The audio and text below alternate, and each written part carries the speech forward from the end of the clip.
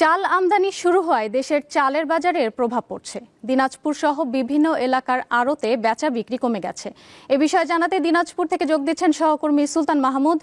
সুলতান, চাল যে আমদানি হচ্ছে এর প্রভাব বাজারে কি রকম দেখছেন এবং আড়তদাররা কি বলছেন?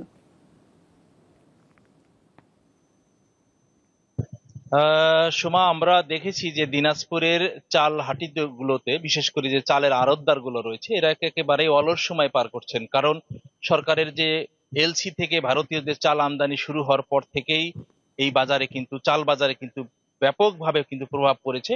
আমরা দেখেছি যে কিছু কিছু চাল ব্যবসায়ীরা অর্থাৎ আড়তদাররা কিন্তু সকাল থেকে কেউ কেউ এক বস্তা, কেউ দুই বস্তা, কেউ কিন্তু কোনো চালই বিক্রি করতে পারেনি বলে তারা আমাদেরকে জানিয়েছেন। আমরা খুচরা বাজারেও গিয়েছিলাম, যে সেখানেও দেখেছি যে যারা নিম্ন আয়ের মানুষেরা, যারা খুচরা চাল কিন্তু 1 কেজি, 2 কেজি, 5 কেজি পর্যন্ত, তারাও কিন্তু চাল ক্রয় করছে না। কারণ তারা বলছে যে বিভিন্ন রকমের সরকারের যে খাদ্য বান্ধব কর্মসূচি চলমান থাকার কারণে তারা কিন্তু সেই ওএমএস চাল 15 টাকা কেজি দরে, 30 কেজি চাল বা 30 টাকা কেজি দরে চাল কিন্তু সেটি বাজারে চলমান থাকার কারণে কিন্তু যারা নিম্ন আয়ের মানুষেরা সে কিন্তু সেখান থেকে চাল ক্রয় করছে, যার কারণে কিন্তু চালের আড়তদার এবং খুচরা ব্যবসায়ীদের মধ্যে চরম প্রভাব পড়েছে। সোমা।